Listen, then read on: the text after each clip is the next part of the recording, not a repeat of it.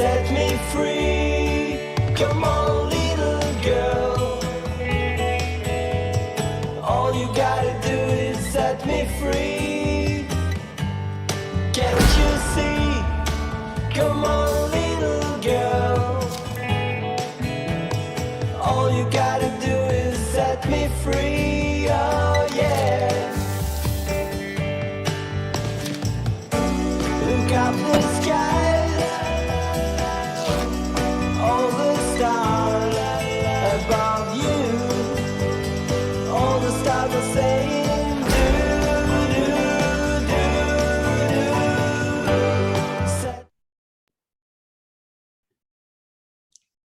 Good evening, everyone.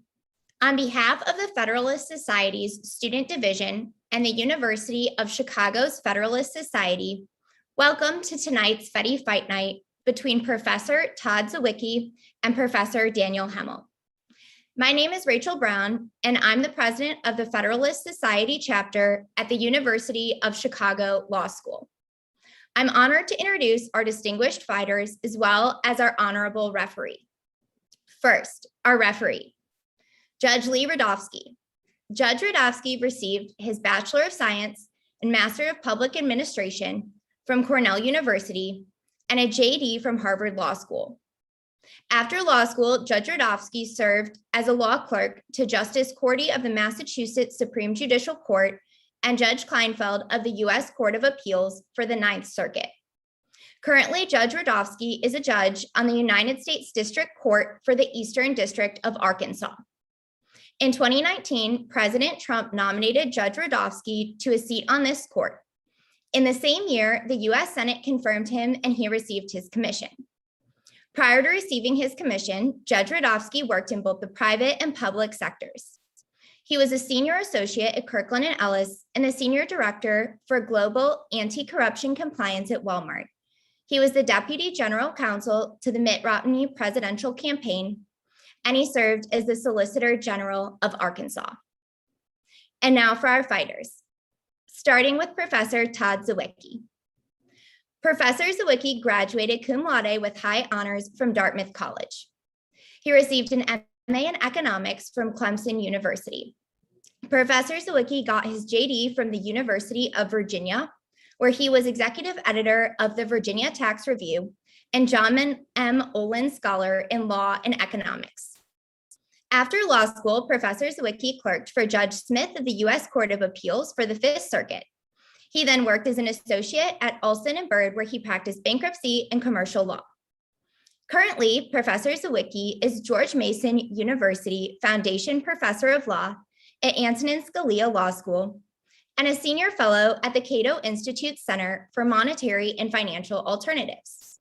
Additionally, he is senior fellow of the F.A. Hayek Program for the advanced study of politics, philosophy, and economics. From 2020 to 2021, Professor Zywicki has served as chair of the Consumer Financial Protection Bureau Task Force on Federal Consumer Financial Law. And this year, he was inducted into the American College of Consumer Financial Services Lawyers. Professor Zywicki is the author of more than 130 articles in leading law reviews and peer-reviewed economic journals. He's one of the 50 most downloaded law authors at the Social Science Research Network. He is a frequent commentator on legal issues in the print and broadcast media and has testified multiple times before Congress on issues of consumer bankruptcy law and consumer credit. Next, we have Professor Daniel Hemel. Professor Hemel graduated summa cum laude from Harvard College and received a master's in philosophy with distinction from Oxford University, where he was a Marshall Scholar. He then earned his JD from Yale Law School, where he was editor-in-chief of the Yale Law Journal. After law school, Professor Hemel clerked for Judge Bowden on the U.S. Court of Appeals for the First Circuit and Judge Sriavanan on the U.S. Court of Appeals for the District of Columbia Circuit. He then clerked for Justice Kagan on the U.S. Supreme Court. Currently, Professor Hemel is a professor of law at the University of Chicago Law School. Professor Hemel's research focuses on taxation, nonprofit organizations, administrative law, and federal courts. Before teaching at the University of Chicago, Professor Hemel served as visiting counsel at the Joint Committee on Taxation. He also held visiting professorships at Harvard Law School and Stanford Law School. His academic work has appeared in numerous law reviews and journals. His op-eds and other writing have appeared in publications such as the New York Times and Washington Post. Professor Hemel's work has been cited in the Ninth Circuit and Federal Circuit Courts of Appeals. His work has also been cited by the U.S. Supreme Court.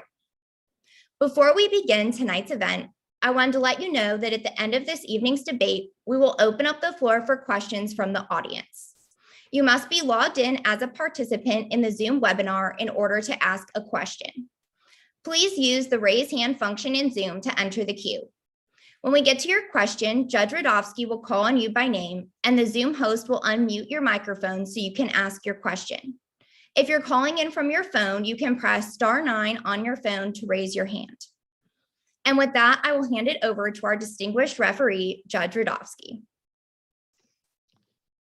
Let me start by saying thank you, a big thank you to Rachel and the entire University of Chicago Federalist Society chapter on behalf of myself and Professors Zywicki and Hemel. Bringing debates like this one to law school students across the country has been a primary purpose of the Federalist Society's law student division for decades. That's especially true where the debate touches on controversial topics and where silent conformity might be an easier path than engagement, discussion, and exposure to the ideas of others. One of my favorite movies is 1776, and there's a scene in that movie, far more apocryphal than historically accurate, where the Continental Congress is voting on whether to debate Virginia's motion for independence. The vote on that motion is tied with only Stephen Hopkins of Rhode Island left to vote. In his grainy and somewhat inebriated voice, Mr. Hopkins says, "Well, in all my years, I ain't never heard, seen, nor smelled an issue that was so dangerous it couldn't be talked about. Hell yeah, I'm for debating anything." Tonight, the University of Chicago Federalist Society carries on that grand tradition. So thank you. Of course, none of this would be possible without the incredible work of Peter Redpath and the staff in Washington, D.C. What a great format he and the big brains at the Society have come up with for these events. Peter's been a friend for a very long time, and the Society is immeasurably strengthened by his efforts. With that, let me turn to the topic of tonight's fight. At its core, I know this is a law student event, and so I want to speak as much as I can to those law students. We've billed this fight as one over Vaxxports, and in one sense, that's an accurate description of tonight's topic. Our two fighters are certainly going to discuss the pros and cons of vaccine passports, both privately adopted schemes and publicly adopted schemes. But in another sense, tonight's topic is far broader than vaccine passports. And it's this larger framing that I'd like to discuss for just a few moments before turning it over to our distinguished professors. It's important to recognize that the COVID-19 pandemic was and is a true national crisis. With the 24/7 news cycle and what I consider to be the rise of the modern day equivalent of yellow journalism, it's not always that easy to distinguish between fake crises and real crises. Be assured, however, at least in my view, this was and is a real crisis. Well over 500,000 Americans have died of COVID-19 since the beginning of 2020. That's fathers, mothers, sisters, brothers, children, and friends, all gone. It's also important to remember that our federal and state government were responding to, or at least trying to respond to, this crisis in real time. They were desperately looking for ways to stop the spread of the virus and to ensure our hospitals did not get overwhelmed. Many still are. Students of history will readily understand that crises tend to produce the most acute friction between government authority and individual liberty. The elected branches can overreact and overreach, as the political consequences of doing too little are often far worse than the political consequences of doing too much. The elected branches can often pass or adopt emergency measures without really considering the unintended consequences of those measures, and without weighing those unintended consequences against the purported benefits of whatever emergency measure we might be talking about. The tendency of elected branches to overreach is often enabled by a concomitant tendency of the judiciary to double down on the principle of judicial restraint. Don't get me wrong, in my view, this judicial tendency comes from a very good place. There's a real weight to the idea that unelected and unaccountable judges should not be making or second-guessing policy choices, especially in fast-moving crises. However, and this is a big however, so I want to emphasize it, judicial restraint cannot become judicial abdication. The Constitution and its structural and substantive protections are most important when the elected branches have strong incentives to blow by them. Indeed, it's times of crisis where a strong and independent judiciary is most needed. The overindulgence of judicial restraint, coupled with a public crisis, can be a toxic brew. It can give rise to the very worst of our instincts. Just think about Korematsu versus the United States. As you listen to Professors Zywicki and Hemel, I'd encourage you to keep the following thoughts in mind about the basic struggle between government authority and individual autonomy. First, do state governments have the constitutional authority to mandate that individuals get vaccinated? It's true that in the 1905 case of Jacobson v. Massachusetts, the Supreme Court upheld a state criminal law fining people for not getting a smallpox vaccine. But many scholars today question whether Jacobson is really as strong and as broad of a precedent as it's made out to be. I'll leave it to the professors to flesh this point out, but it's worth considering, at least from a law student's perspective, whether other lines of Supreme Court precedent have overtaken Jacobson, particularly precedents that apply heightened scrutiny to invasions of bodily autonomy. Second, irrespective of what a state government might have the power to do or not do, does the federal government have the constitutional authority to require private businesses to mandate employees either get vaccinated or submit to repetitive testing? This presents a serious Commerce Clause issue, probably more than one serious Commerce Clause issue, especially after the Supreme Court in NFIB v. Sibelius concluded that the individual mandate could not be justified on Commerce Clause grounds. Don't get me wrong, there's certainly a difference between NFIB and the mandate at issue here, but many scholars suggest that NFIB at least foreshadows a further contraction of the Commerce Clause jurisprudence in a way that might cause problems for a federal vaccination mandate or other federal vaccination-related requirements. Third, even if the federal government has the constitutional authority to do what the new OSHA regulation aims to accomplish, can this be constitutionally done by administrative regulation as opposed to congressional lawmaking? This isn't necessarily a question of fully resurrecting the non-delegation doctrine. The more serious question, at least in my mind, is whether, in the Occupational Safety and Health Act, Congress gave OSHA an intelligible principle from which to derive its regulations. How robustly or weakly courts should enforce the intelligibility principle has been hotly contested through the years. Is the constitutional separation of powers really honored when Congress gives almost unbridled discretion to an agency to create any rules that the agency believes are reasonable? Maybe, but it's certainly a fair question to ask. These are just a few of what are the many thorny issues to think about involving the governmental response to the COVID-19 crisis and the interplay or intersection between individual autonomy protected by the Constitution and government authority for the public good.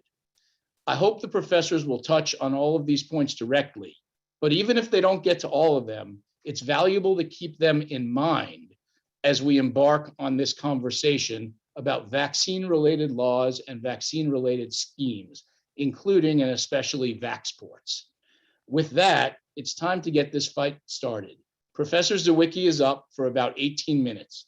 Let's make this official and ring the bell.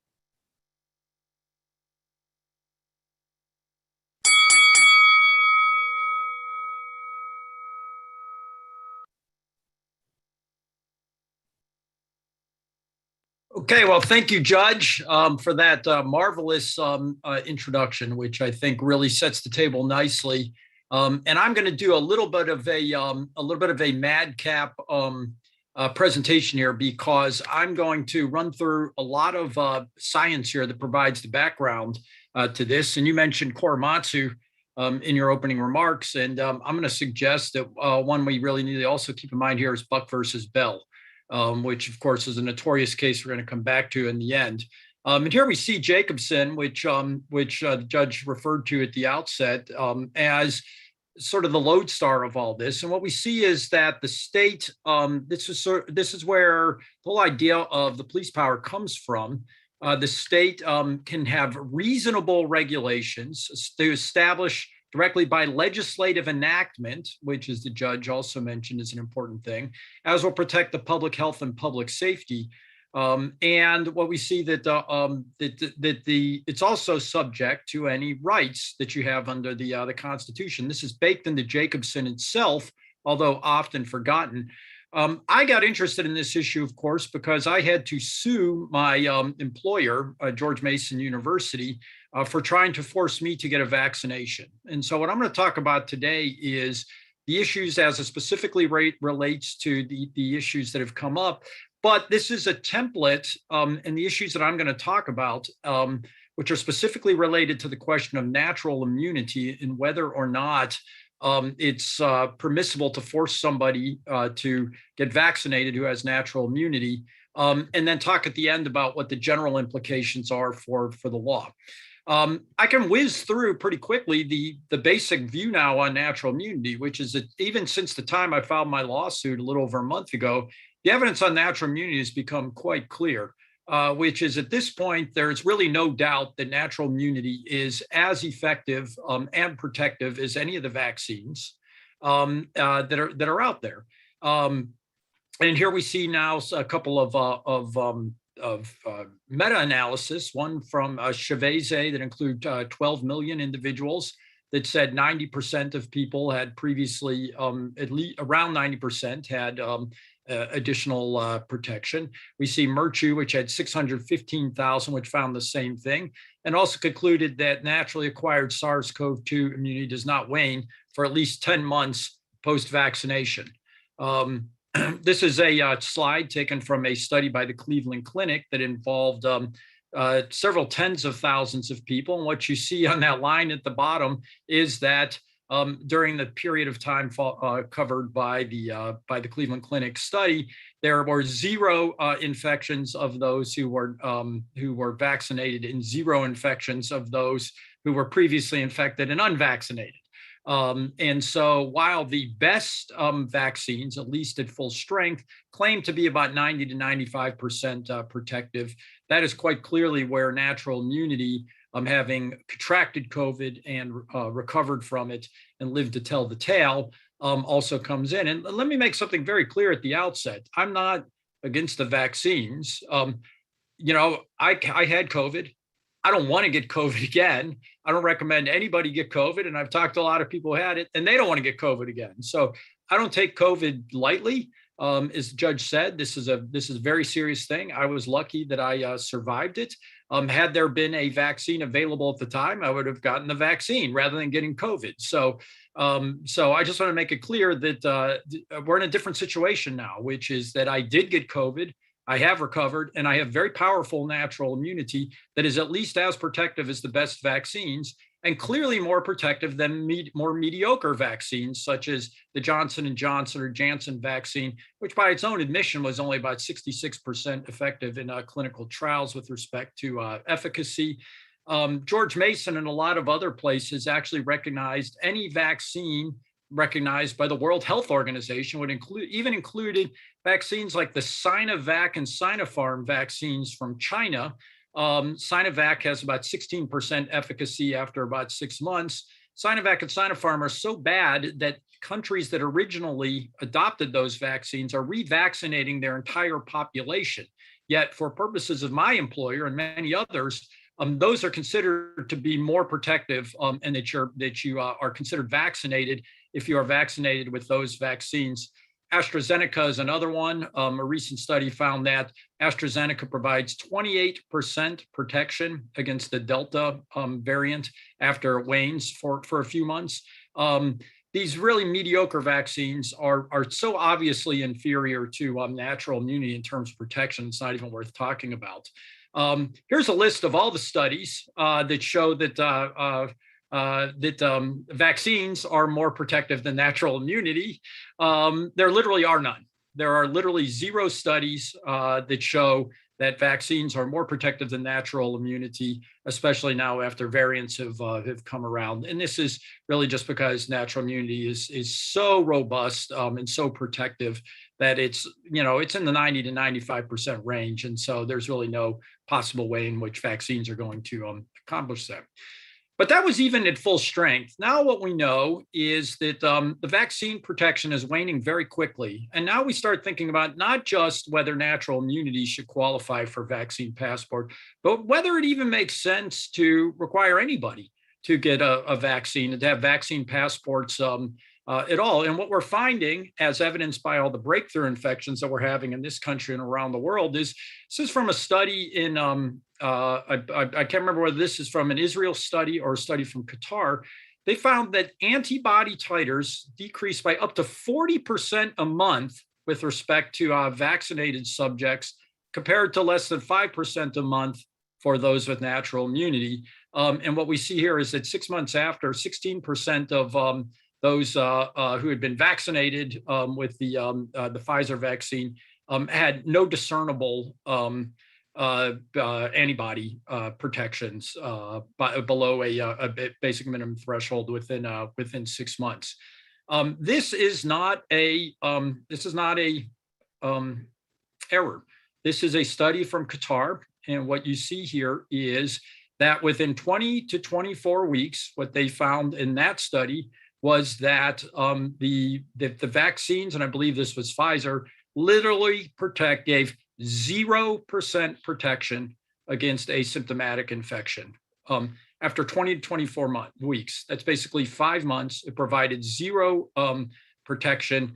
After 25 weeks, it provided 0 protection against symptomatic infection. So what we see is it went up and it went down, but that effectively after 4 to 5 months, there is no protection given for most people with respect to the Pfizer vaccine, which means that if we're sitting here now in September, that means if you are among the first wave of those who were vaccinated in February or March, you're probably walking around essentially just a breakthrough infection waiting to happen at this point, which is why, of course, they're rushing out booster shots. But my employer, for example, simply says you had to be vaccinated at some point in the past and have done nothing to ensure that those who have actually been vaccinated in the past actually have any protection whatsoever at this point, which is one of the reasons why where you see a lot of universities that have vaccine passports, for example, still have hundreds. Duke University, for example, has had hundreds of breakthrough infections since the semester started, even though they were required everybody on campus to get a vaccine. Now, that was Qatar. They said 0%. Israel, looking at several 100,000 people this summer, they found that there was a whopping 16% protection against infection and a whopping 16% protection against symptomatic infection. This was done in July with respect to those who were vaccinated in January. And so what we see here is that within about 5 or 6 months, the vaccine effectiveness in preventing infection was essentially 0 in Israel, right? What we also know is that, and so in contrast to that, natural immunity has been found to be very durable. This is from an NIH briefing where a survey of studies estimated that natural immunity provided robust protection for at least 11 months. The reason they said at least was simply because at that point, that was as long out as the follow-up studies went. And so they will have to update it because those studies were still ongoing and people still had protection with respect to natural immunity, which is obviously more durable and more protective than compared to vaccines. And now it starts to get interesting. What we also know is that that vaccines are much less effective against the Delta variant. It turns out natural immunity is just has been shown to be just so far in clinically is just as effective against the Delta variant, where this is from an MMWR. This is an official CDC study. They estimated that that the vaccine effectiveness with respect to the Delta variant was about 66%. And so even at baseline, and what we see was compared to 91%, even at full vaccine strength, what we see is that the vaccines are much less effective against the Delta variant. And we are on the verge potentially of getting complete vaccine escape with respect to the Delta variant. And that the virus continues to mutate. It continues to mutate in a form that is likely to evade vaccine protection completely.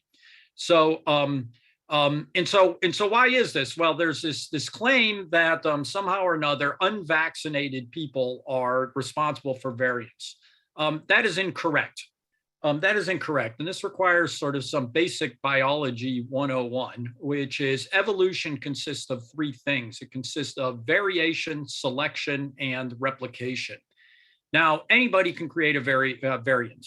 It can be an unvaccinated person, it can be a partially vaccinated person, or it can be a fully vaccinated person who has a breakthrough infection. The Delta variant apparently originated in India. Variants have originated in India and South Africa and the United Kingdom.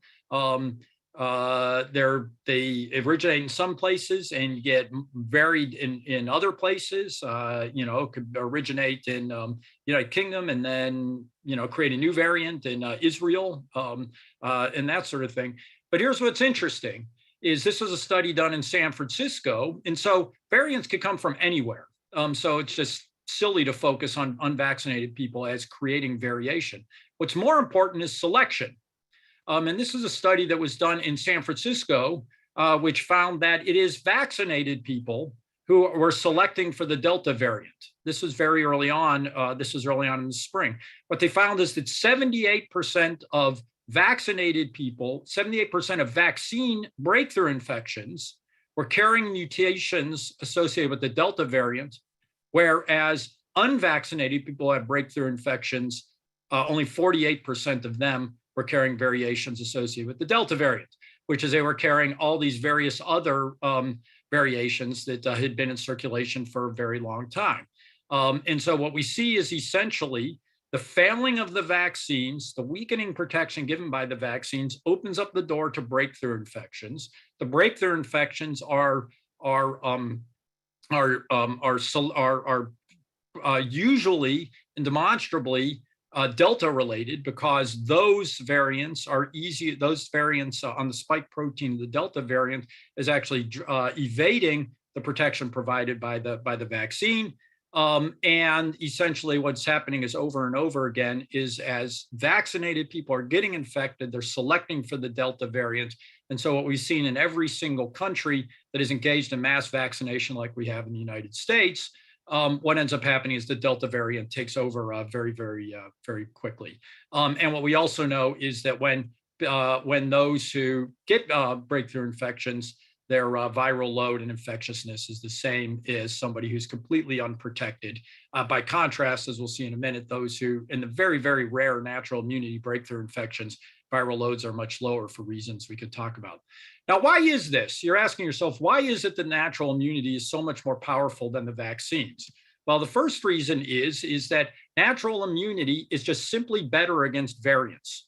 And this was a study. And basically the way to think about this is the current vaccines we have are narrowly targeted on the spike protein. They are to recognize the spike protein in the SARS-CoV-2 virus. but it's actually not the current spike protein. They are designed to recognize the now extinct spike protein from the original variant of the SARS-CoV-2 virus. So we are literally vaccinating people today and requiring people to get vaccinated against a now extinct version of the SARS-CoV-2 variant. If that's not just sort of brains on autopilot without thinking about what they're doing, I don't know what possibly is. And so now we're going to boost people with the same the spike protein variant, which we just saw, was already, even at full strength, less powerful against this. Why is that different from natural immunity? Natural immunity doesn't just recognize the spike protein. Natural immunity recognizes all of the proteins that comprise the SARS-CoV-2 virus. I think there's like 25 of them. So the spike protein can vary, and there's been a lot of variations in the spike protein precisely in order to evade a vaccine immunity. But the other 25 proteins don't change that much. And so my immune system, which has this natural immunity, is going to recognize the SARS-CoV-2 variant, even if the spike protein changes, whereas those with the vaccine immunity, the spike protein can hide from them by varying. And this is a very cool study that you can find on my Twitter feed. All of these sources are on my Twitter feed. This shows the various different proteins that are recognized. And you can see here, when you look at the Pfizer, Moderna, and J&J vaccine, they only recognize a few of the proteins. Look at these 4 individuals down here and the number of proteins that they are recognizing with respect to, I think these are proteins that may be something else here, right? But you can see they're recognizing much more of the proteins and amino acids here. This is another one recognizing these same thing, right? Antibodies against spike protein and the like. And again, the light blue. And what this is showing is the range of proteins that are recognized by natural immunity. Nucleocapsid antibodies, the same sort of thing, right? So it's more responsive to variants. Second, why is natural immunity so powerful? The second reason is something called nasal mucosal immunity. This is a respiratory illness. It enters through your nose. So it turns out the most powerful in the first line of defense is antibodies you carry in your nose called IgA antibodies. So as soon as the SARS-CoV-2 hits my nose, my immune system goes on alert. By contrast, if you're vaccinated, they put it in your muscle. It's an intramuscular injection. And so what happens, and what Delta is almost perfectly calibrated to do, is it brews in your nose and mouth for about 4 or 5 days, which is why now the most common symptoms of Delta are what? A runny nose and a sore throat. After 4 or 5 days, it brews in your mouth, it generates new variants, it spreads around, then it hits your body, at which point then after 5 days or so, your immune system responds, but it doesn't have that first line of defense of nasal mucosal immunity. And guess what they're working on now are vaccines that are designed to be nasal vaccines, right? These are my antibody tests. I was going to walk through these, but I'm running out of time to just show you the range of things. This is my quantitative antibody study. I got this, my immunologist had me do this from LabCorp. My current antibody level at the time was 715.6, which to give you a sense is about 894 times baseline, and comparable to somebody who has been fully vaccinated. And so I was able to produce this. Immune protection is obviously more than just antibodies, it's T cells and everything else, but this is clearly indicates that my vaccine protection was just as good as anybody else. As I said, protection is waning. Breakthrough infections. This was back in May. The CDC estimated 35,000 symptomatic infections per week. So that was about 140,000 breakthrough infections a week way back in May. It's probably more since then because in May, people had just started getting vaccinated in January and February, and we're getting this huge amount of waning protection. And if you want to know why they panicked and went for booster shots, this is the data from Israel this summer. They were about a month or two ahead of us. This is what October is probably going to start to look like here in the United States, depending on how broadly they put out booster shots, which is we're going to see an increasing number of breakthrough infections in the United States. And so I'll just close. I'll close on this. The debate is pretty much over at this point. This was a study from Israel that found that that the odds of a breakthrough infection were for a symptomatic breakthrough infection from a vaccine was 27 times higher than those with natural immunity. The odds of hospitalization were 8 times higher than those with natural immunity. And the odds of an asymptomatic infection were 13 times higher for vaccine breakthrough infections than it was with respect to natural immunity. So I'm going to close with this. The reason I'm talking about the science is that Jacobson itself, when it talks about being reasonable, is grounded in science. It was grounded in the smallpox vaccine, and the logic is that the vaccine would prevent infection and transmission.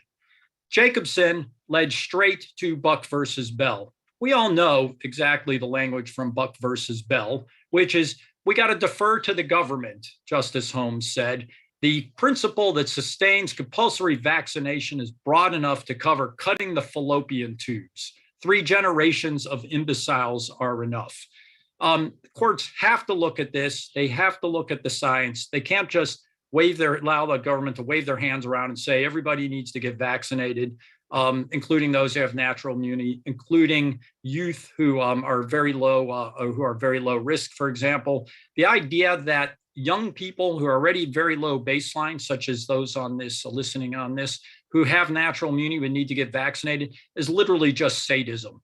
They are the most bulletproof people in the world, and we have to have a more thoughtful policy that, as the judge said at the outset, and I will come back to later, perhaps when we have comments, you have to balance the right to bodily integrity against reasonable claims for protecting the public against infectious diseases. Thank you. Thank you, Professor Zywicki. Professor Hemel, you're up. Thanks very much for having me here. And let me make sure that I can screen share. Yeah, let me get out of here. How do I get, let's see, there you go. Great. All right, I'm out. All right. First, I'd just like to emphasize that Professor E and I agree that if you haven't been infected with SARS-CoV-2, you should get the Pfizer or Moderna vaccine. Right? Nothing that Professor Zywicki said disputes that.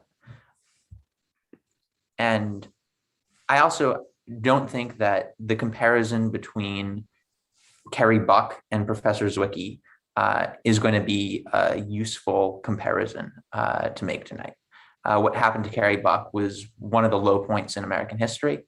And not just, it was a bipartisan cross-ideological low point. Justice Brandeis was in the majority in Buck versus Bell.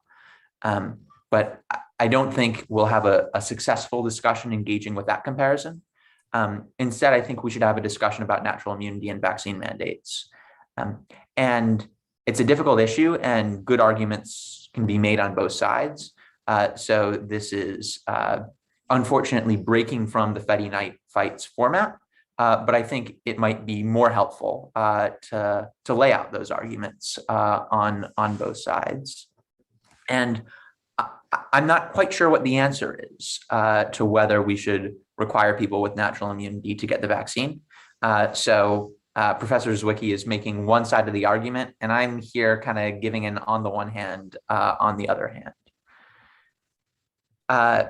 Let's make some scientific assumptions here. I'm not a scientist. I don't play one on TV, and I'm not warranting that all the following things are true, but I think for purposes of the conversation tonight, let's assume these things. First, vaccines are not 100% effective. We know that vaccines aren't 100% effective, and we wouldn't really be having this argument if vaccines were 100% effective.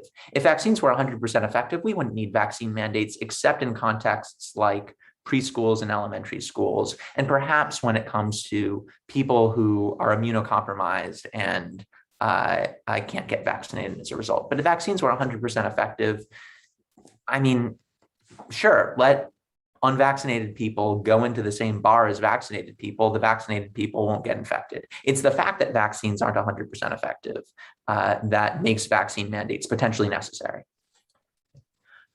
I am convinced by Professor Zywicki that natural immunity confers immunity similar to or greater than vaccines. There are also lots of people without natural immunity who have very strong, though I think irrational, objections to vaccination. Right? This is a sociological fact in the United States. We've had millions of people with natural immunity who have been vaccinated. It is not always safe, but it is generally safe. Right? So a different case if a doctor tells you for some reason that because you've had COVID-19 in the past and you have some other underlying condition, you shouldn't get a vaccine. But we've now run this experiment on millions of people, and there have not been a significant number of adverse events from vaccinating people who have already gotten COVID-19. So we're not concerned about killing people by vaccinating the naturally immune. And vaccination for people with natural immunity produces very powerful hybrid immunity. Right? I think the evidence of this is getting stronger. There's a new study out from the CDC on this, another from Rockefeller University.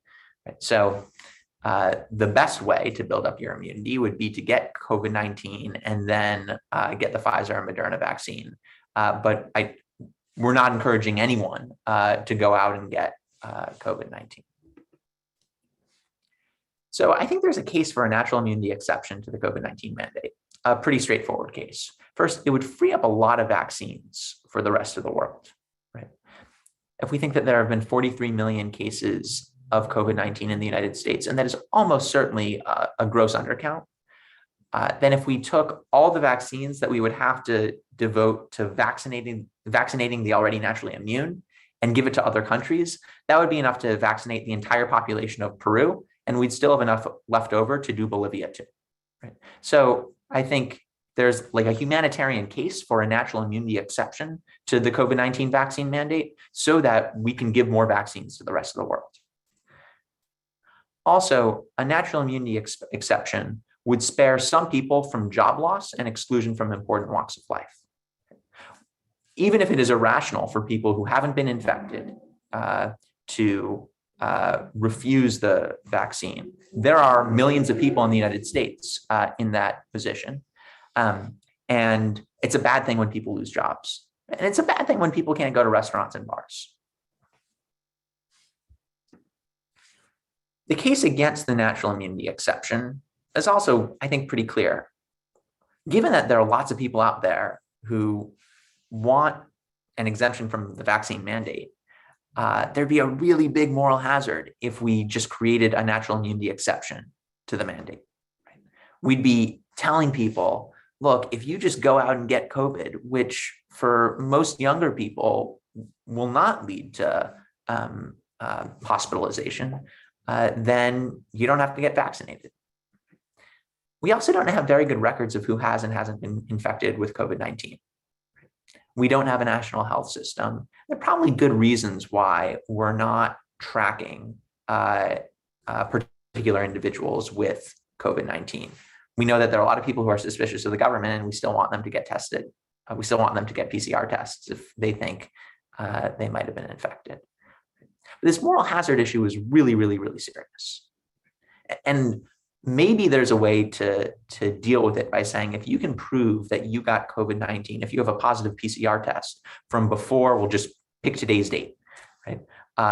Once we announce this new rule, then you can get the natural immunity exception. But after September 27th, 2021, if you get COVID-19, that doesn't get you out. If we had a really good system of dating PCR tests, maybe that would do it. But if we just adopted a natural immunity exception to the mandate without dealing with a moral hazard problem, we could potentially be making things worse. So how do we weigh these issues? In some European countries, I think a natural immunity exception makes a lot of sense. And there are some European countries that have made a natural immunity exception. If you don't have a significant portion of your population that's anti-vaccine, then you don't really have to worry about moral hazard. Right? it seems crazy to lots of us that anyone would go out there and get infected with COVID-19 or just take fewer precautions against COVID-19 in order to get an exception from the vaccine mandate. But that would happen in some populations in the United States. If you have a country where everyone's fine with the vaccine, then make a natural immunity exception, help the rest of the world get vaccinated faster. On the other hand, if we don't grant the exception, lots of people are going to lose their jobs and generally be miserable. And even if you think that they're being irrational by not getting the vaccine, and we're only talking about, even if you think that people are being irrational about not getting the vaccine, then you still don't want people to be miserable. You still don't want people to be unemployed. So how do we weigh these considerations? Really good arguments for a natural immunity exception. On the other hand, big moral hazard problem. We could just ask courts to resolve this. I think that this is not a question where what we've learned in law school helps us significantly. This seems to me a question for the political process. Right? So this seems to me like a question for the president, the governor. It would be nice if Congress and the state legislature acted on this too. I don't think for federal law purposes, we need congressional action. The authorization in 29 USC 655 for OSHA purposes. Right? So the scope of the Biden mandate. There's no mandate that everyone in the country get vaccinated. There's a mandate that workers at employers beyond a particular size get vaccinated. 29 USC 655 gives the essentially OSHA here authority to promulgate an emergency temporary standard to take immediate effect if he determines that employees are exposed to grave danger from exposure to substances or agents determined to be toxic or physically harmful or from new hazards, and that such emergency standard is necessary to protect employees from such danger. When we're at less than a 70% vaccination rate in the United States and we have this new hazard, I don't think we need to stretch the English language in order to fit within 29 USC 655.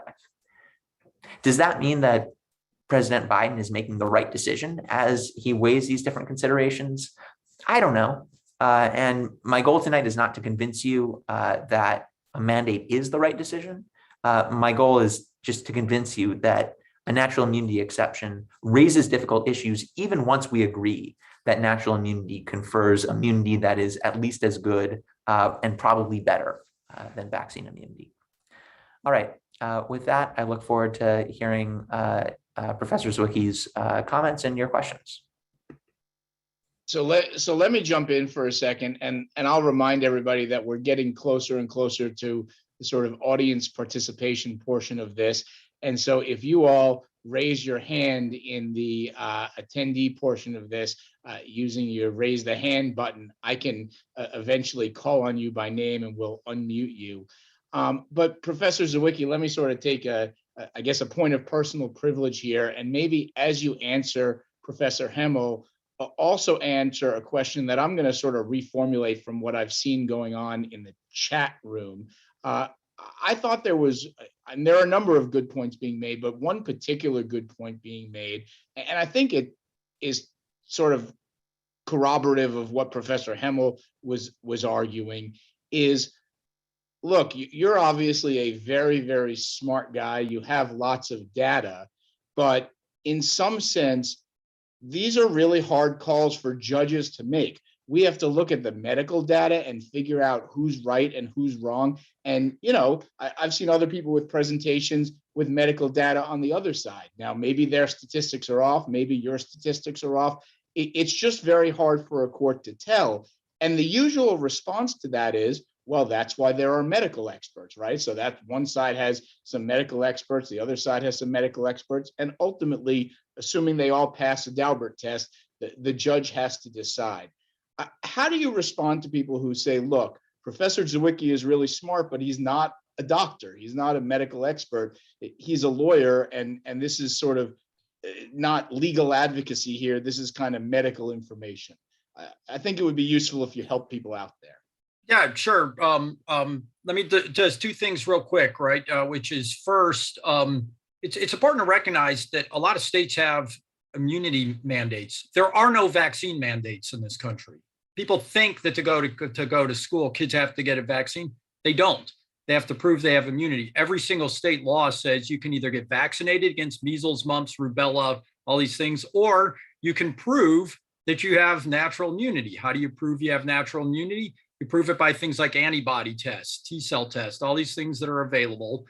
It's not that hard. We do it with every other communicable disease where we have mandates. Second thing, which somebody in the comments noted, is there is some evidence that suggests that some people in some situations sometimes might get some benefit from one additional booster shot of vaccine after they recover from natural immunity.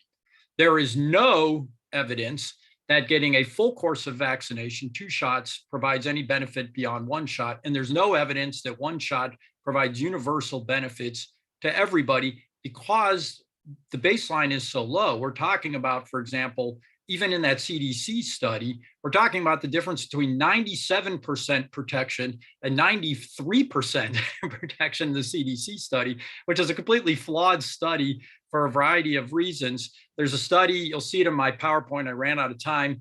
Chennai, Norchasm, and some others look at it, and they basically find there's no evidence that that supports the idea that requiring a full course of vaccination. However, what we do know is that those who've had natural immunity and get vaccinated have a 6.8% likelihood of going to the emergency room or the hospital after getting vaccinated, compared to 0.6 to somebody from natural immunity. And it takes anywhere between 200 to say 50 to 800 vaccinations to create to save one asymptomatic case of COVID.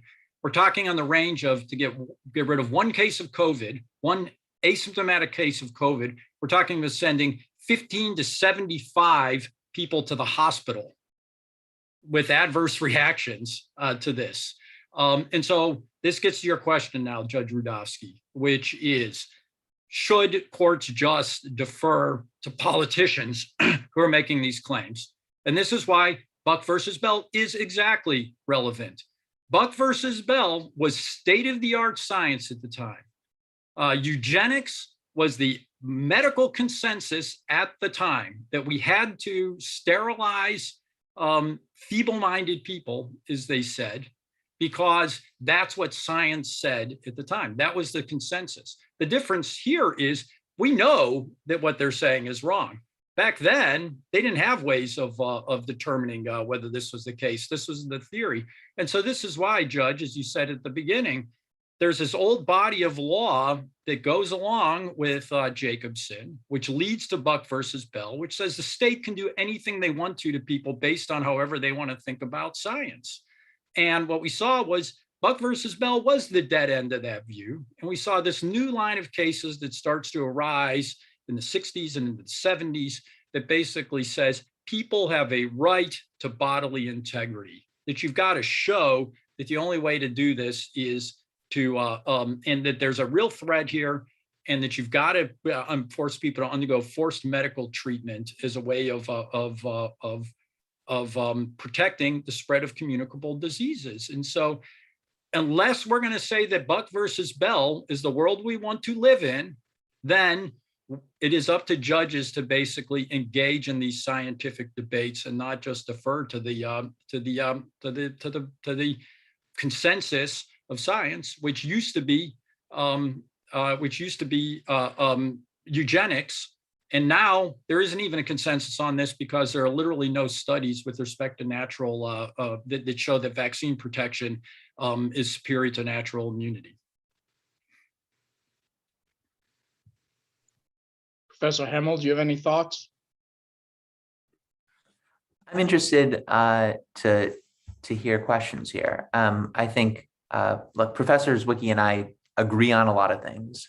I don't think that we're on a road toward Buck versus Bell here. I think we can make a pretty clear distinction between requiring people who have had COVID-19 to get vaccinated, not as a mandate but as a precondition to engage in certain jobs, go to certain places. Right? We're not coming into anyone's house, taking them away at night and jabbing them. And I think Professor Zywicki will agree with me that the moral hazard question is a significant question. So once we take stock of the natural immunity science, the policy output of that isn't obvious, right? And it depends on really how good are we at figuring out who is and who isn't naturally immune, and how good are we at making sure that our exception for the naturally immune doesn't induce asocial behavior. So before we go to questions, which we're about to do after this last one from me, could I get Professor Zywicki and Professor Hemel just to weigh in perhaps a little bit more directly on the idea of, and I think Professor Hemel did this a little bit, but the idea on whether or not if there are to be mandates or vaccine passports or anything like that, it might be okay at the state level, but not okay in terms of the Commerce Clause at the federal level, or whether even if it's okay at the federal level, there might be some lurking intelligibility principle problems. I just love to get both of your thoughts on that before we go to questions. Well, I'll take a crack at that. There's a couple things going on here, which is first, as you said, at the state level. I think what my argument is that we just can't have a sort of hand waving attitude towards this. That we actually need to take a nuanced approach because there are fundamental rights to bodily integrity here.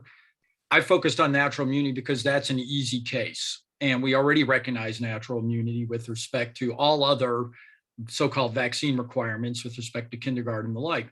Partly related to that, then a judge has a second question, which is who can exercise the police power? I don't see any reason that in Jacobson to suggest that George Mason University can exercise the police power. I think that it's one thing if a state legislature speaks, if a state legislature and a governor, if you pass through law and sign it into law, that is a different situation from some state entity, an administrative agency, for example, or a university just all of a sudden imposing a vaccine mandate on their employees. So I think that there's a question of who gets to exercise the police power. I think once you start getting away from that, and you start getting to Congress, I think then you do raise a lot of questions about, it's really hard to see how this possibly satisfies the Commerce Clause. And it's hard for me to see if these policies make any sense. I mean, what we have now by telling employers they need to do this is we've literally got mid-level human resources bureaucrats around the country determining whether somebody sincerely believes their religion when they apply for a medical exemption, or whether somebody or for a religious exemption. The idea that you can just cede this to mid-level bureaucrats and college administrators to decide whether or not somebody has a sincere religious reason for not getting vaccinated just strikes me as bizarre. And that's exactly the reason why we usually require a legislature to act through an intelligible principle that lays out conditions for things like religious exemptions, like we do with every other vaccine. When we require kids to go to school, we have a whole network of rules and regulations and laws that are built up with what vaccines are required, what are the conditions for them, and that sort of thing. And so I think there is this whole problem of separation of powers and the legal basis of what they're trying to do here, in addition to the fact that there's no reasonable basis for a lot of people. Professor Hemel? Yeah, I think 29 U.S.C. 655 is a pretty clear authorization to deal with, in an emergency matter, with new hazards. I wish Congress did act on this, in part because I think it would be useful to have hearings where we have Professor Zywicki and other experts testify about some of the really hard questions when you're creating a natural immunity exception to a vaccine mandate. So that's a full notice and comment process would give us that. A legislative process could give us that. I think the fact that President Biden has this authority doesn't, my belief that the Biden administration has this authority doesn't mean that I'm going to defend every aspect of the way that they use that authority. And there's also lurking in the background, and this isn't a statutory question, this isn't I think that the Commerce Clause questions seem pretty oblique to me here, given that the federal government is only acting on people who are engaged in commerce, right? It's not, no one is being required to get the vaccine if they're sitting at home. It is only for employees of large employers who are subject to the federal mandate. But it's still an open question whether President Biden telling people to do something helps or hurts. We know that Biden supporters are generally getting vaccinated. It doesn't fall completely on ideological lines. But if the goal is how do we persuade more non-naturally immune people in the United States to get vaccinated, which is a goal that I think Professor Zywicki and I share, then does having President Biden require it? Does having President Biden announce it help when a lot of the people who we're targeting really don't like President Biden? And that's not a legal question, but it's a really important question, and yeah, not one that judges can decide. Hopefully, one that the administration tried to focus group beforehand. Okay, so thank you both for those answers. We do have a bunch of folks who are interested in asking questions, so we're going to get to that. The first hand I see is, and if I butcher your name, I apologize, but Steve Oban.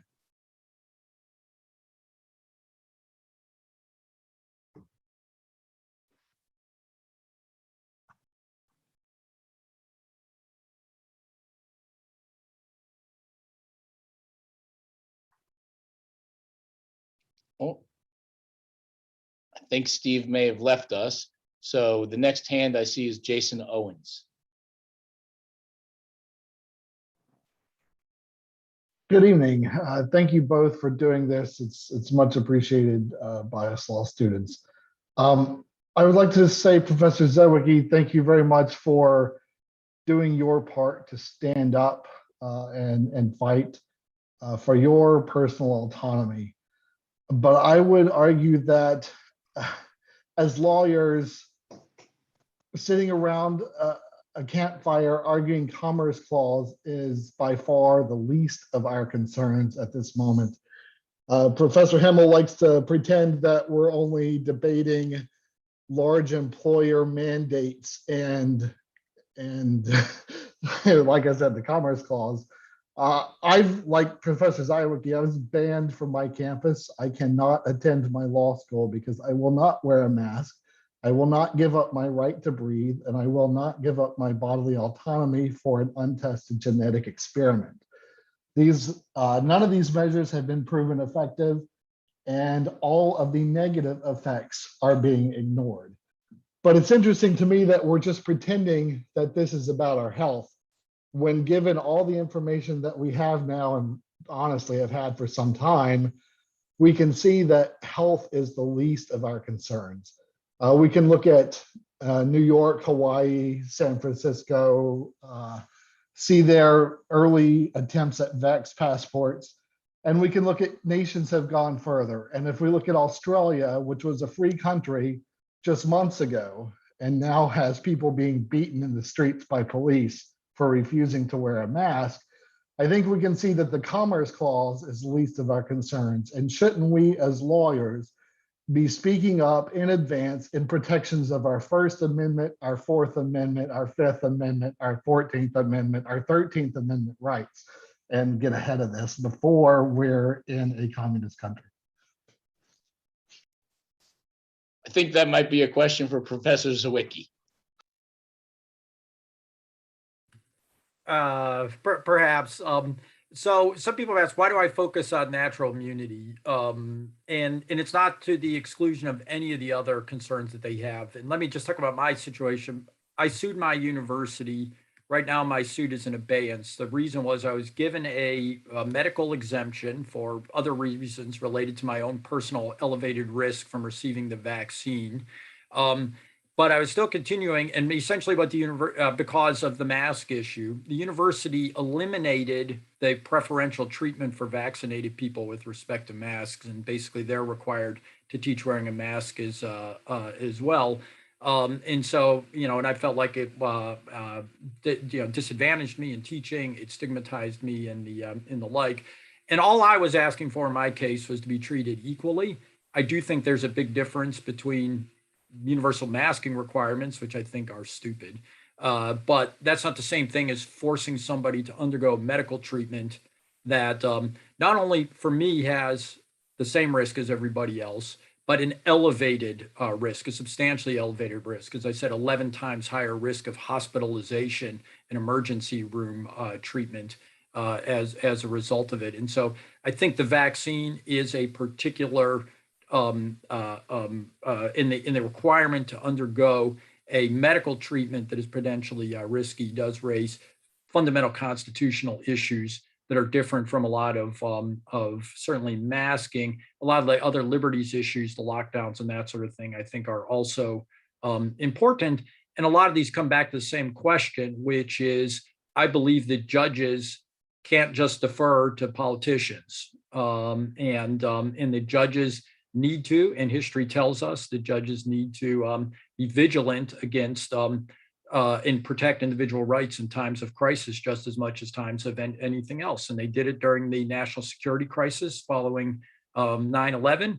And I think they should be doing it during this period as well. Professor Hemel, would you like to get in on the action here? I mean, I think Professor Zywicki's comments about the less than 100% efficacy of vaccines help to underscore the importance of masking requirements at law schools. Even if all the students have, even though all the students are vaccinated, there's still some risk, and COVID's really bad, and we want to stop it.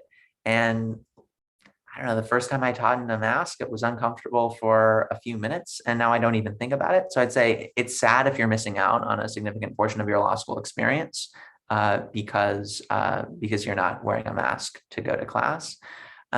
One concern I have about engaging the natural immunity question is when it is used as a wedge to try to undermine sensible vaccination requirements and sensible masking requirements. I think one can hold in one's mind the idea that a natural immunity exception to a vaccine mandate might be a good idea and is at least a difficult question on which there are two sides, and also believe we should mask up. And if you haven't gotten COVID, get vaccinated. Next hand I see is Jeffrey Bishop. Hi. A lot of the discussion about the pros and cons of natural immunity versus vaccinated immunity kind of reminds me of a debate that we heard back in the late 80s and 90s when progressives argued it was cheaper to send somebody to college than prison. Nobody would say that now. It's a ridiculous cost of college, but it always struck me as silly because you don't really get to choose that. You can't take somebody who's committed all these crimes and say, oh, well, it's cheaper to send them to college instead. Don't we kind of face the same problem here? It's like, if you haven't had COVID, I would hope everybody agrees it's better to be vaccinated against it than to get sick so that you can be immune to it later. On the flip side, if you have had it and you're not at an elevated risk of any real problems from being vaccinated, are you still not better still having the hybrid immunity? So in other words, shouldn't we really be talking about for those who haven't been, vaccination versus illness is really the choice. And for those who have, the choice is between the natural immunity you already have and the hybrid immunity that could potentially be better. And shouldn't we be debating it both on those terms? Professor Zywicki? Yeah, I'll say a word about this because this is an important point. And this is basically what this comes down to is, we can have a reasonable, we know we have immunity requirements for going to school, for example. And I don't think anybody would say, well, that's not coercive because somebody could just choose not to go to kindergarten through 12th grade, right? And it's the same thing with respect to employment. So I think it's a silly distinction to say that this isn't coercive if somebody faces getting fired. Just like you'd say it isn't coercive because you don't have to go to school, for kids or whatever. But the larger, so that set that aside. The larger point that goes on here is we've turned all of this into this one size fits all algorithmic situation. As I said, the evidence suggests there is some evidence to suggest that some people, some of the time, might get some benefit under some circumstances from getting one shot of a booster shot of the vaccine. I think that is smaller now that we're so far away from the now extinct variant in that vaccine that I think that the hybrid immunity argument is still there, but the incremental gain is very small. It is a very small benefit, clinical benefit that you get so far. There may be some benefit in the lab, but there's also risk. The reason my immunologist disagreed with the mid-level human resources bureaucrats, my immunologist, a trained immunologist, MD, PhD, who's taught at Penn and Harvard medical hospitals, said, you should not get a booster shot right now because your antibodies level is 715.6. That is the same as somebody who is vaccinated. And you run a very high risk of a hyperinflammatory response if you get vaccinated when your immunity level is so high. There's a reason why we don't give people 4 shots of vaccine in a short period of time, which is basically what the logic here is. Might it make sense? You and I are going to revisit it. If my immunity wanes, we're going to revisit the question of whether or not it might be useful at that time to get a booster shot, see where my immunity is at. We've got to stop with this idea of this one size fits all. Not everything fits in a box. Medical treatment is very personal. And especially here, once you get beyond that initial threshold, this crazy idea that everybody should get another shot now, then, whenever, is very risky. And it's just very bad medicine. And so I think, this is now we're in the range in which people need to be making decisions with their doctors. And that's what the Constitution protects, is people making informed medical decisions for themselves in consultation with their doctors, not because some mid-level bureaucrat in Walmart in the HR department says, I need you to get vaccinated. And I don't believe it when you say that you have a religious exemption. It's ridiculous. And so I think that's what we should be thinking about at this point. Professor Hemel, would you like to add something? I think it's worth emphasizing here that we can dislike one-size-fits-all solutions and we can dislike mid-level bureaucrats, but we got to pick our poison. Right? Either we're going to have a one-size-fits-all solution, or we're going to have to rely on the government to make these tough decisions about who does and who doesn't get exempted from the vaccine requirement. Or we could just have no vaccine requirement at all. And a lot of us wouldn't feel comfortable going to law school, and a lot of us would get sick. I should also totally concede that vaccine mandates are coercive. There's no debate about that. The question is, if the coercion is tied to economic activity, is there a serious Commerce Clause problem? And I think there's not a serious Commerce Clause problem, but that doesn't mean that it's not coercive. The Commerce Clause allows coercion under certain circumstances. Okay, the next hand we have up is Matthew Arnold. Thanks. Can you hear me? We can. Outstanding. Thanks. Wasn't sure if the unmute worked. So some of my questions have been answered already, but I wanted to get back to 2 parts of the questions that I had. First off, should Jacobson be expressly overturned, or at least Jacobson deference be vastly curtailed? There was some pretty good analysis in a lower court case about a year ago, actually, Butler versus Wolf in Pennsylvania, that really, I think, did a pretty good job of ripping apart our addiction to Jacobson deference. And then I think this whole discussion is kind of missing the major point here, although Professor Zywicki touched upon it a second ago, which is, even absent natural immunity, is it even reasonable to mandate vaccination or any kind of healthcare procedure which imposes some level of risk on people that are at a statistically minimal level of any serious health issues? I mean, this really kind of evades the fundamental principle that individuals do have the right to make personal decisions regarding their own personal health and the risk and reward that they wish to assume for themselves. Should I go first? Sure. Sure, why not? I feel like I'm always going first and leaving Professor Hemel to chime in. So for the first question, should Jacobson be curtailed? Look, here's the reality. Jacobson has been curtailed. Judges just don't seem to recognize it, which is there is this archaic, barbaric line of cases that goes back to Jacobson. It's based on 1905 medicine. They didn't have antibodies tests in 1905. They had no ways of determining whether or not somebody had contracted smallpox. Right now, as I said, all the state laws are immunity requirements. You just look at any law, look at Virginia law if you want. It says you can either get vaccinated or you can prove your immunity through an antibodies test. If you go to your doctor, my doctor, when I got to go up to my doctor every few years when I do my once every 3 years annual visit to the doctor, they run a blood test and they say, last time I went, he said, you know what, you're ready for a mumps booster shot. Because why? Because your antibodies have declined, right? So we've already got immunity. We've got real medicine now, not 1905 medicine. And we also have a situation in which that barbaric, archaic approach to state power in 1905 isn't the law anymore, because we saw where that led. It led us to Buck versus Bell. And so again, this whole new line of cases has arisen that is designed to basically provide bodily autonomy and require a fundamental right before you infringe on somebody's bodily autonomy.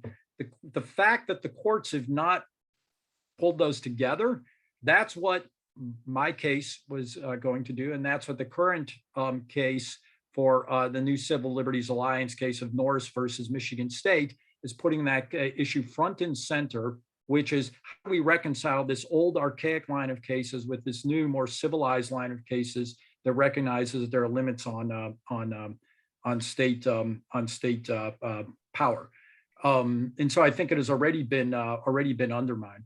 The second question was the question about sort of vaccine mandates more broadly. And again, what I'm talking about with natural immunity, I think, is what needs to be done by judges with various different sorts of things here, which is what about required vaccination of school kids who are basically at very little risk. The current case is Norris versus Michigan State University. You can find it on the pleadings in the new Civil Liberties Alliance.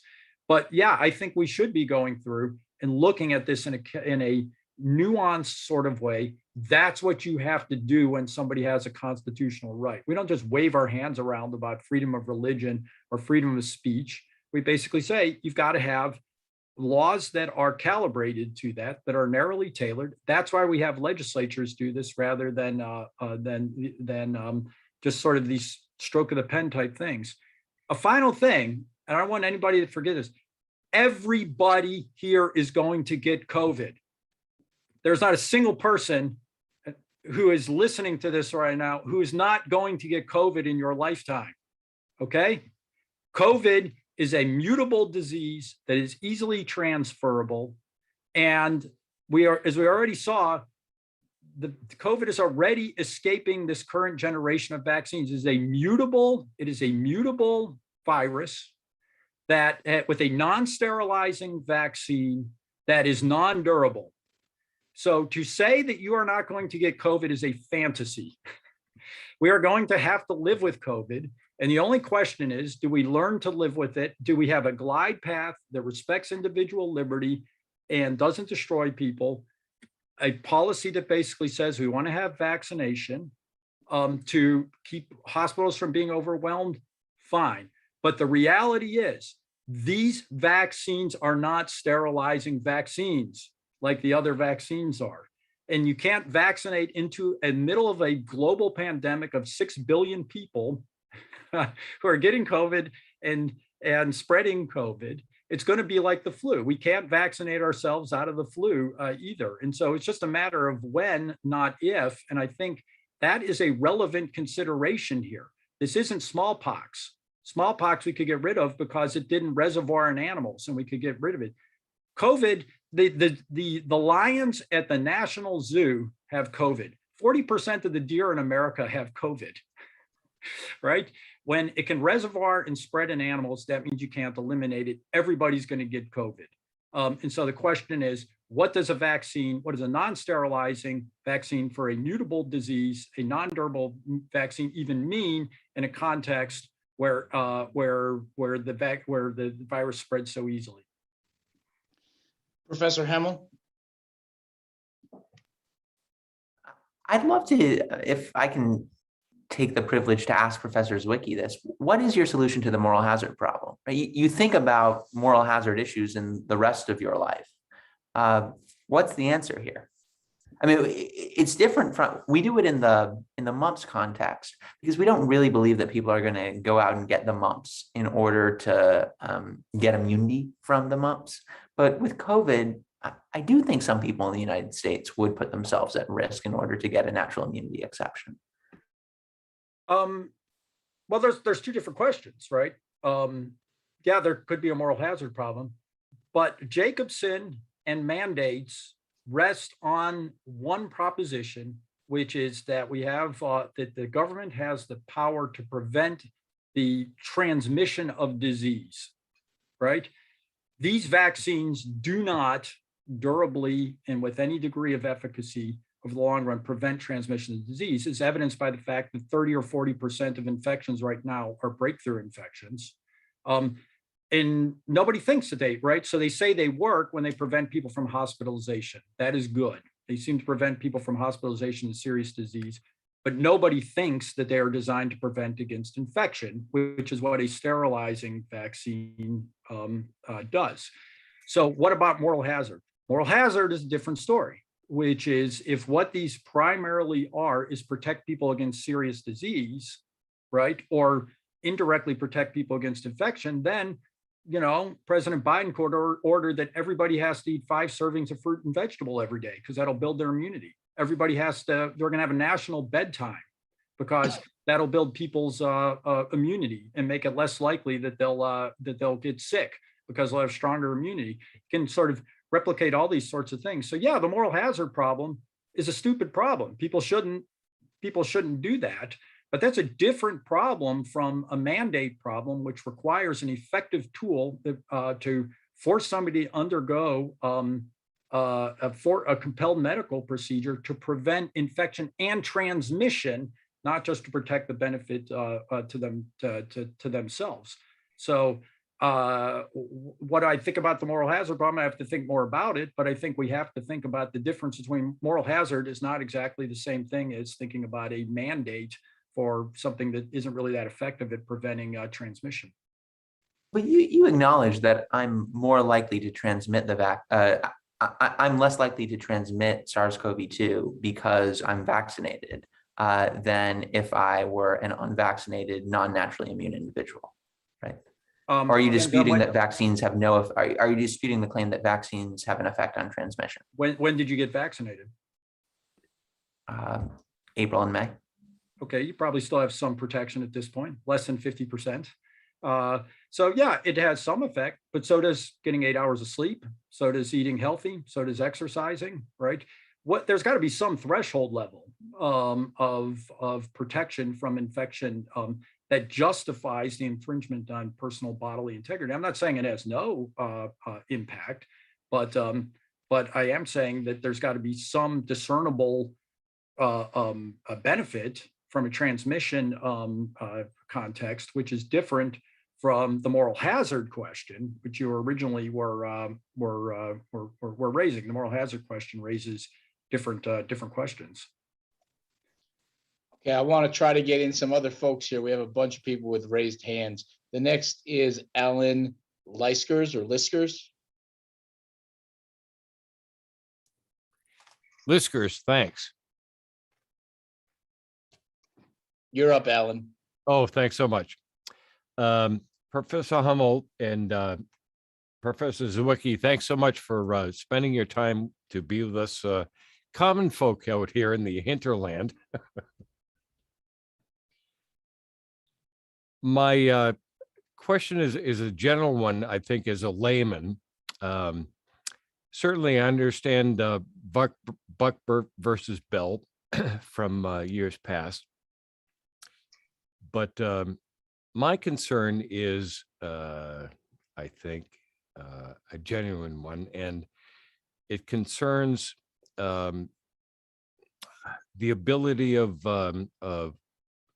our governed or our government, our elected officials, to be able to dictate to us what we should be looking to do to take care of our own health.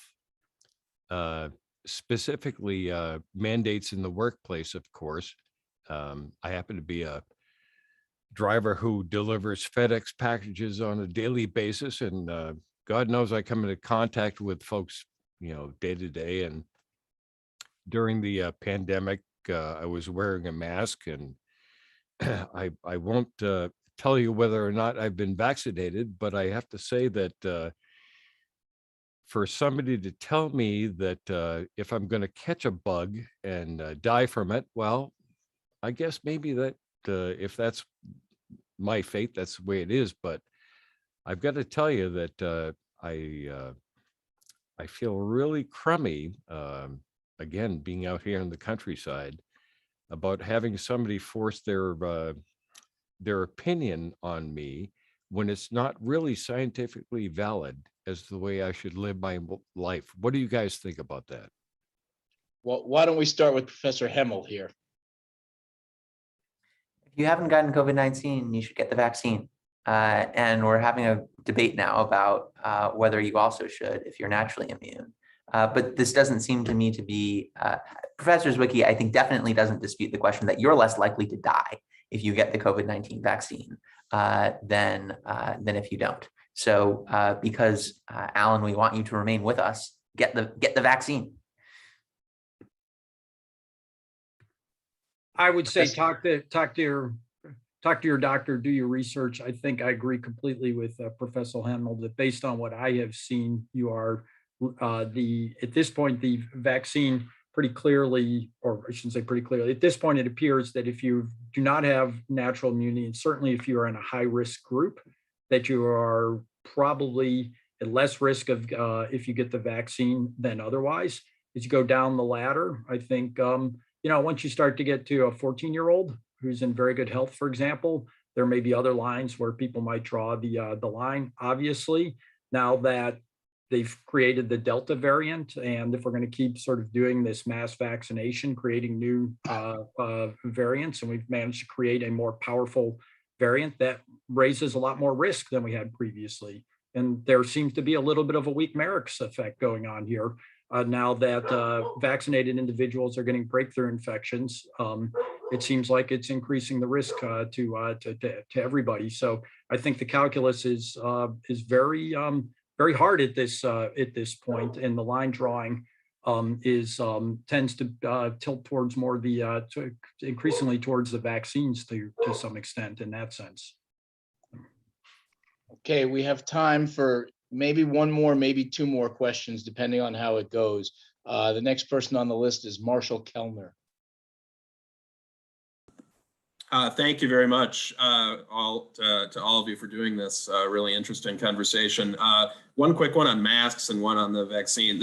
On masks, is there any evidence that non-surgical cloth masks, like most of us wear, are very effective at all in preventing the spread of COVID, especially when you're allowed to take them down and eat and drink shoulder to shoulder, as we've done at my law school? And then secondly, on the vaccine, we hear a lot about Jacobson, and you both referred to it. There's not much talked about how smallpox, the death rate was 30+%, and millions of people in this country died. So is it even a valid comparison at all compared to the much, much lower death rate, albeit seriousness of COVID, but much lower death rate than smallpox? Professor Zywicki? I think there's no evidence that the masks most people wear make any difference. And 70% of COVID transmissions are in the home. I think one of the things we did with the lockdowns was, one of the things that's pretty obvious is that that there's really no good evidence that lockdowns or masks have that much of an effect in practice. The reason is not because I don't think they could be effective in theory, but the reality is that they're not designed for real human beings.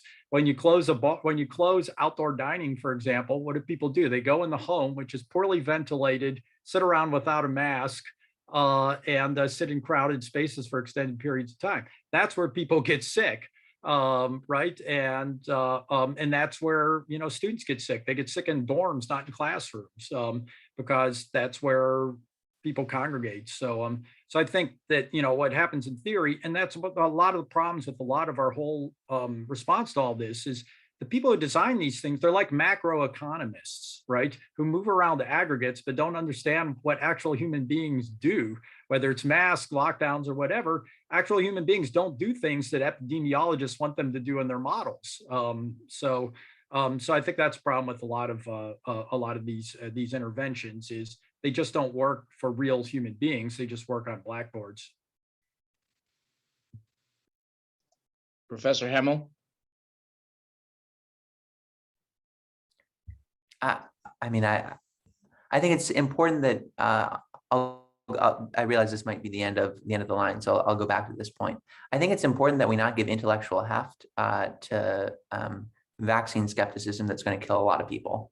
That we can recognize, and the Federalist Society can be a place to bring together academics with differing views for policy discussions, but not to become just a way of validating fears of vaccination that are going to cause hundreds of thousands of Americans to die.